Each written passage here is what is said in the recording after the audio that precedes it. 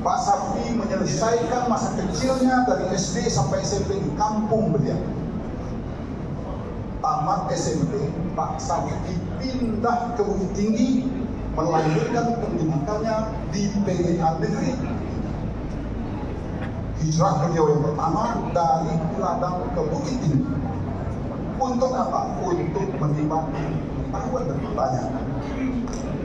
Ada yang menarik, anak-anak sekalian.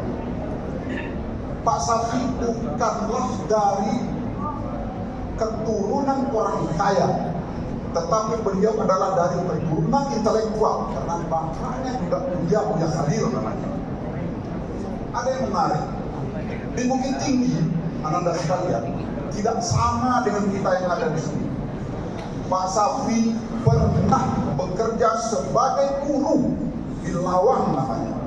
Lawang itu di daerah Matur sebelah sana, menjadi buruh pabrik penyulingan minyak cukai. Sampai suatu saat kadarullah pabrik itu terbakar. Pak Safi kecil pada waktu itu kemudian menjadi kenek. Ngerti kan kalian ada kenek? Tidak ada lagi zaman sekarang itu orang jadi kenek. Kenek itu stokar.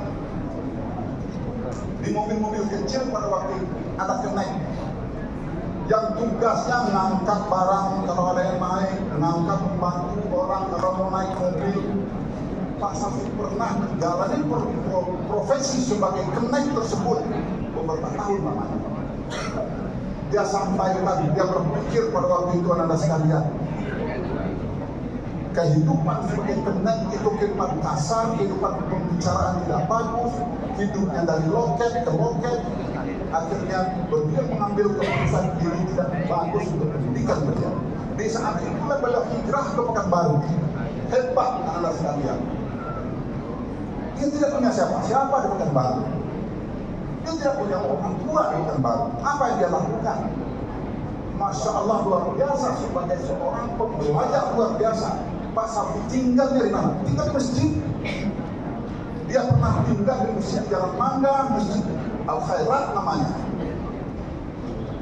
Kalau saya sekarang datang bertemu dengan orang-orang di Jalan Mangga itu, masih sangat segar dalam ingatan mereka bagaimana Pak Safi menjadi guru ngaji, bagaimana Pak Safi menjadi daring, bagaimana Pak Safi tidak dicintai oleh masyarakat.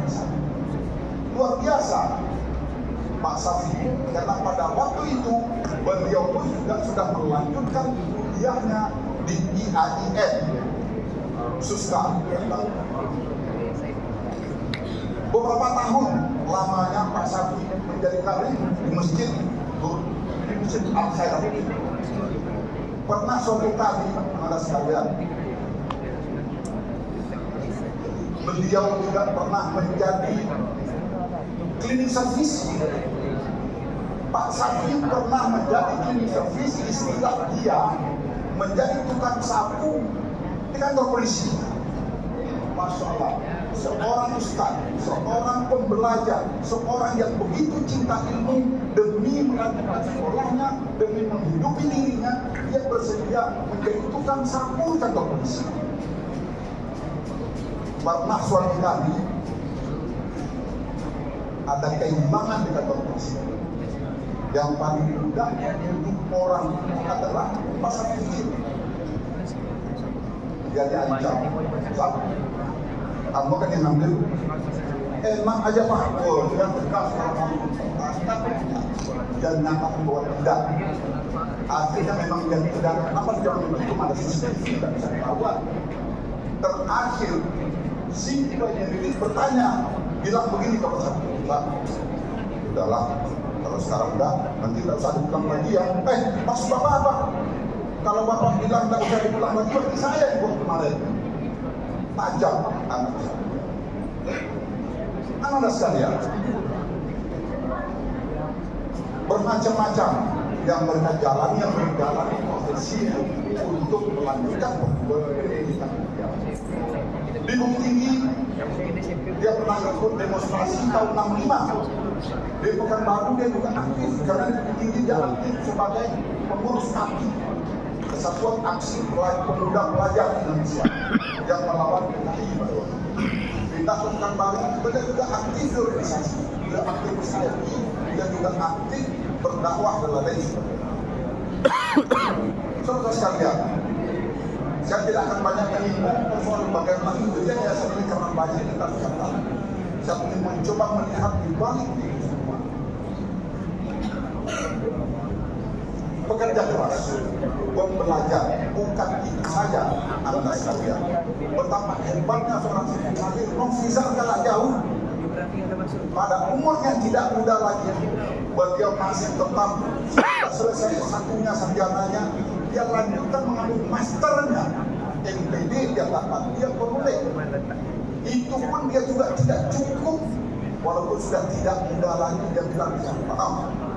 Aku nak taruh dia mengambil doktor. Mengambil doktor Pak? Iya, saya tetap akan mengambil doktor. Alhamdulillah dengan kerja keras luar biasa, dengan semangat luar biasa, itu pun dia raih dengan kesuksesan luar biasa. Sehingga kita semua warga Asofa layak sangat berbangga mempunyai pendiri yayasan, mempunyai mantan ketua yayasan yang bergerak luar biasa dalam hal semangat belajar, semangat berjuang, semangat untuk berbuat baik. Itulah seharusnya yang harus kita tiru bersama-sama. Itulah seharusnya yang akan kita ikuti bersama-sama. Anda sekalian, Bapak Ibu semuanya, pepatah bilang, di balik kesuksesan seorang laki-laki, Bapak ulangi, buat kita semua, di balik kesuksesan setiap laki-laki itu selalu ada support hebat dari wanita belakangnya. Itu rakyat Indonesia yang memberikan support, yang memberikan dorongan, memberikan dukungan. Pak Safi tidak mau jadi PNS, Buyur jadi PNS. Pak Safi tidak mau gaji tetap, Buyur jadi tetap. Pak Safi tidak memikirkan Datuk, Buyur memikirkan. Luar biasa perpaduan hebat antara setiap laki-laki hebat selalu ada perempuan hebat di belakangnya. Kita kenal Khadijah, kita kenal Fatmawati, kita kenal Rahmi Hatta, kita kenal Budi Sahid. Banyak sekali wanita-wanita hebat yang berada di belakang laki-laki yang sukses. Saudara sekalian, Anda yang berbahagia, 5 tahun, tetapi karya beliau monumental. Karya beliau dinikmati terus menerus. Insya Allah pahala tidak akan pernah putus kepada beliau. Pahala dari semua orang-orang yang bersemangat akan selalu mengalir. Untuk itu Anda sekalian sudah saatnya untuk kita mendoakan. Insya Allah Al-Agung sudah ditempatkan di sisi Allah yang terbaik. Kita tidak tahu bagaimana dengan kita. Bila taufiq wal hidayah. Wassalamualaikum warahmatullahi wabarakatuh. Assalamualaikum warahmatullahi wabarakatuh. Terima kasih kita ucapkan kepada Bapak Insinyur Haji Muhammad Zain selaku Ketua Umum Yayasan Asofa Pekanbaru yang telah menyampaikan kisah singkat tentang Bapak Dr. Haji Abdul Khalil MPD yang perjuangannya luar biasa, mulai dari kecilnya, pendidikannya sampai beliau mendirikan Yayasan Asofa.